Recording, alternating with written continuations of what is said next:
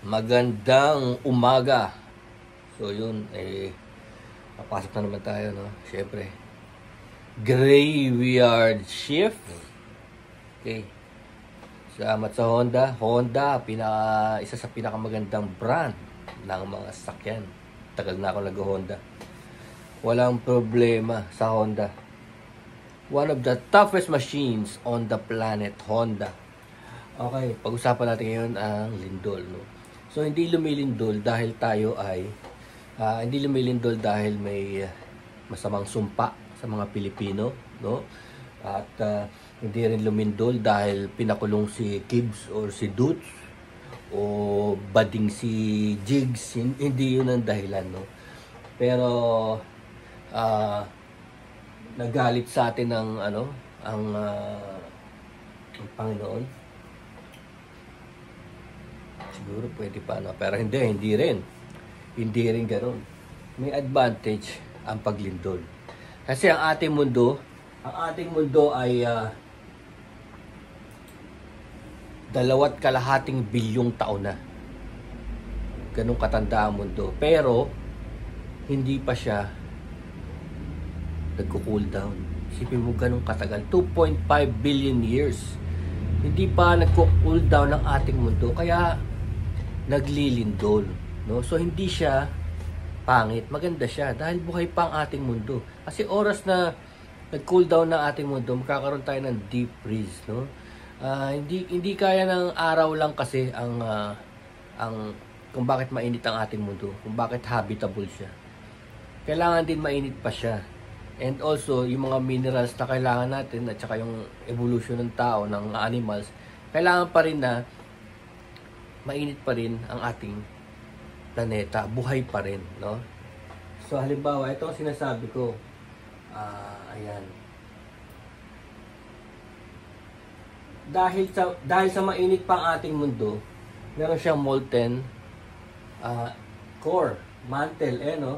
Pag tinignan mo, sabi crust, yung solid rock sa ibabaw. Yung sa may pagkatapos ng mga, lang yan, mga 100 kilometers lang yan. No, 100 kilometers. Pagkatapos nun, liquid rock, molten rock is the mantle. Molten. So, nag-i-slide yung ating, yung crust. Nag-i-slide at nagbabanggaan kasi para siyang itlog na nabiyak. Yung ating outer layer, yung crust, yung lupa, para siyang nabiyak. Parang itlog na nabiyak. Nilagang itlog, may shell siya. Ito siya, Tapos nung pagkakabiyak niya, meron siyang nagkaroon siya ng tawag dyan tectonic plate. Ayan, nagkaroon siya ng mga plates. Ayan. Diba? Ayan, yan ang hiwa ng mga lupa na nakapatong sa liquid na bato, molten rock. Gumagalaw-galaw yan. Alam nyo, araw-araw yan gumagalaw. Iba may hina lang. Kaya lang minsan pag nagbabanggaan na yung dalawang plate na ganyan, nagbibuild siya ng pressure, tapos bigla mag-i-snap. Yun yung earthquake. Tapos sa ibabaw nun, makikita mo, tumatayo ang mga bundok. Kaya nagkakaroon ng mga mountain range. Kaya gaya ng Sierra Madre mountain range. At yun ang dahilan kung bakit hindi masyadong pumapasok sa atin ang bagyo. Kita niyo yung trade-off, no? Nililindol tayo, kaya lang bumubuo naman siya ng mountain range na bumabangga sa mga malalakas na bagyo. Sierra Madre mountain range sa eastern part ng Pilipinas, mula Cagayan hanggang Quezon, no? So, ito yan. Kasi, ito yung Pilipinas, Nakita nyo yung kamay ko. Ayan, Ayan yung Pilipinas. Ito. Nakita nyo nasa isang Philippine plate. Nasa plate din siya, Philippine plate. So, ito yung parte ng Sierra Madre Mountain Range, Kung nagbabanggaan, yung plate na to, itong Philippine plate na to, tsaka itong, I believe this is Eurasian plate, yung Europe plate. Ito. Eurasian, Europe, Asian plate. Malaki. Bumabangga sa Philippine plate. Ito. So, pagbangga niya, nagkakaroon na mountain range. So that is the Sierra Madre Mountain Range. Ito naman, ito tinatawag nilang Ring of Fire. Dito sa area na to, wala kang magagawa dyan. Isang malaking plate ito, Pacific Plate. Diyan yung maraming tinatawag na Ring of Fire. Siyempre nagbabanggaan, nabubutas yung molten rock na nagkakaroon ng pagputok ng bulkan. Tignan mo, pagbangga ng pagkalindol, pumutok din yung taal. So nakita nyo na, pagka subduction na gano'n, gusto niya mag-release ng energy and heat, pumutok yung saan panandalian, pumutok yung taal. Doon siya lumabas. Sa mga bulkan lumalabas yung molten rock no? So yun ang kwento nun. So it's really, marami namamatay, no? Pero it's really, that's the science of it. Yun yung science. Buhay kasi ang ating mundo. Kaya napaka-importante yun na buhay siya. At dahil sa mga plates na yan, tignan mo, pag tinignan mo ang ating mundo, ay para siyang jigsaw puzzle.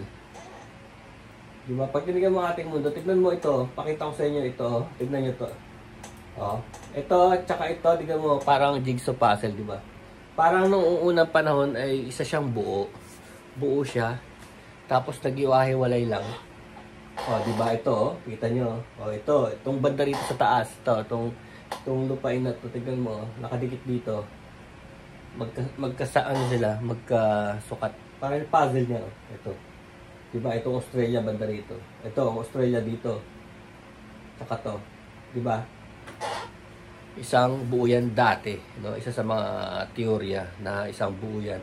Tapos ang sinasabi niya, mabilis siyang gumalaw. Yung ating mga lupain, gumagalaw yan. Kung gaano kabilis, simbilis ng paghaba ng kuko ng daliri natin. Ganun siya kabilis. Hindi natin nararamdaman, no? Gumagalaw siya. Pero, yun.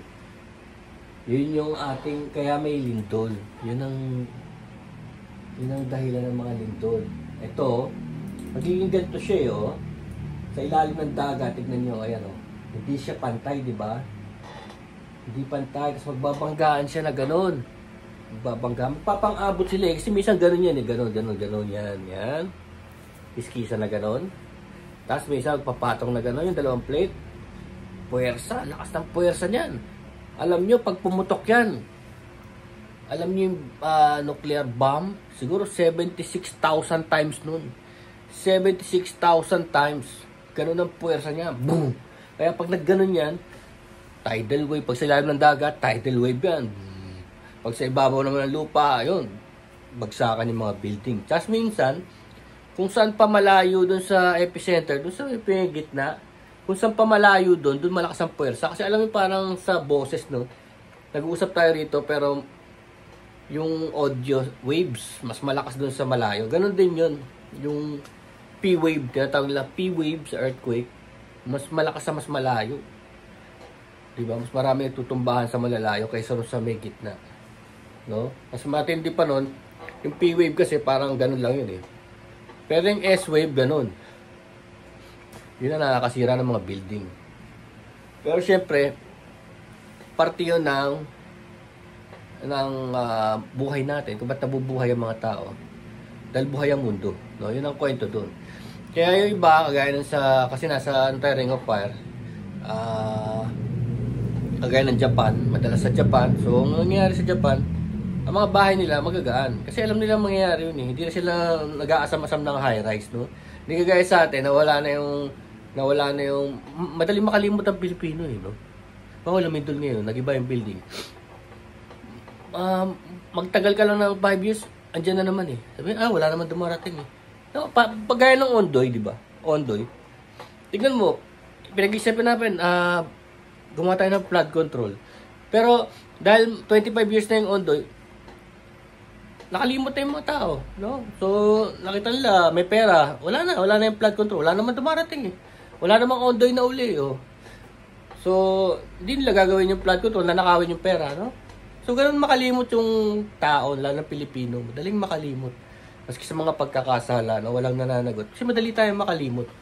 So, ganun din yung kwento nito. Kaya, paulit-ulit, pinaparusahan tayo, paulit-ulit tayo nasasaktan, paulit-ulit maraming namamatay. Kasi, madali tayo makalimot. Tignan mo lang dito sa Marikina. Bakit nagkakaroon ng high-rise sa Marikina? Fault line to. Fault line. Bakit nagtatayo yung mga tao ng dam sa mga fault line? High-rise sa mga fault line. Kasi habang ginagawa nila, wala naman Wala naman lindol Kaya lang pag dumating na, sisihan. Kayo kasi.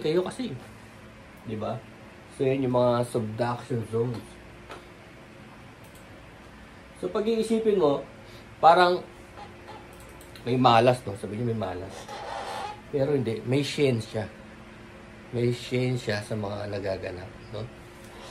Ayan, ito yung mga plate. Ito talaga yung kabuuan ng mga plate, no? Ayan, tama ako. Eurasian plate. Kitang-kita nyo sa taas. Europe, Asian plate. Ang laki, no? Sa buo siya. Tapos Philippine plate. Nagbabanggaan. So, pag tinitignan nyo, ang nangyari sa Philippine plate, kawawa pala tayo, no? Nakaganon tayo. Dito sa may taas, Eurasian plate, bumabangga sa atin. Dito sa may kanan, Pacific plate. Dito sa may baba, Eurasian plate din. Sa may pinakababa, Australian plate. Tignan nyo, inipit yung Philippine plate, oh. On all sides, no? Pero parang, alam nyo, mapapansin nyo, sino mas malakas ang puwersa? Hulaan nyo. Pacific plate. Kasi wala, sa eastern side, sa West Philippine Sea, wala man tayong bundok, Diba? Walang bundok. Pero inilipit tayo ng, dyan, Eurasian plate. Pero dito sa Pacific plate, andyan yung Sierra Madre Mountain Range. So, ito yung malakas ang puwersa ng Philippine plate. Tapos makikita niyo yung Australia. Tignan niyo yung Australia. Yung Australia nasa isang malaking plate. Nasa isang malaking Australian plate. Kaya, sinasabi nila na safe dyan sa lindol. Kaya hindi sila masyado nagigipit sa mga bahay-bahay nila. Pero, actually, na-atake na rin ng, lindol. Tapos, ayun nga, dahil nga kampante sila na, hindi sila inaatake ng lindol.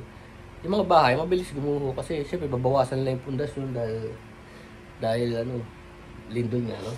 Dito naman sa atin, alam naman natin na malakas ang lindol, baha, malakas ang kalamidad. Yun nga lang, ninanakaw yung pondo, yung pera. Kaya, substandard, no? Madaling masira. Diba? Isang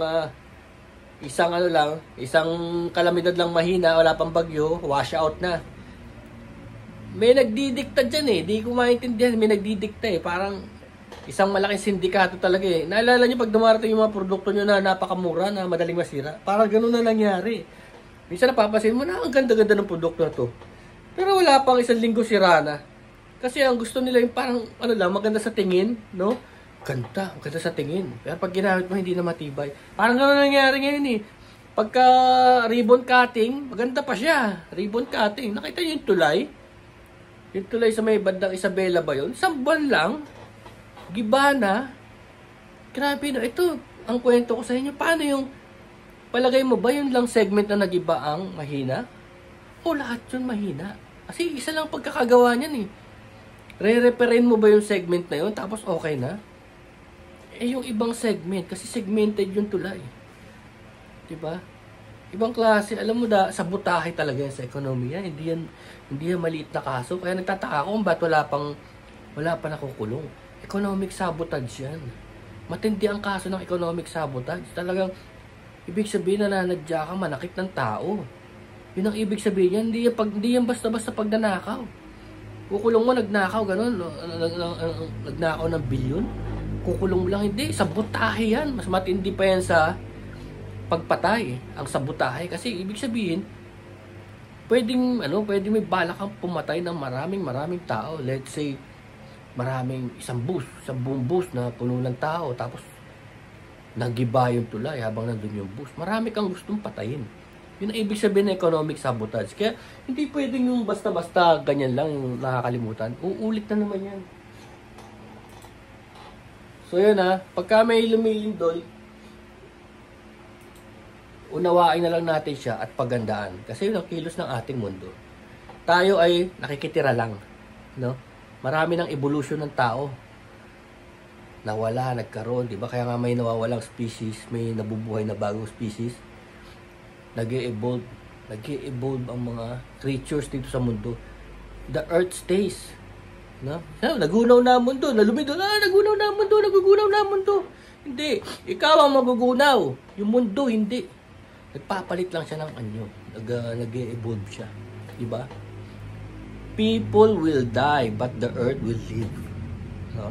So magkaiba yun Kung minamalas tayo, kagagawan din natin yun. No? Minamalas ka sa buhay. Dahil mga leader na nilagay mo, walang pake. No? Tsaka walang kabusugan. Yung mga leader na nilagay mo. No? So wag magsisi. Wag sisihin ang kamalasan o sumpa. Walang ganun. Walang ganun. Pinakulong si ganyan, bakla si ganyan, walang ganun. Sumpa yan na dinala natin sa sarili natin dahil sa mga leader na pinipili natin. Alam na natin walang kwenta. Nandiyan pa rin sila. Peace.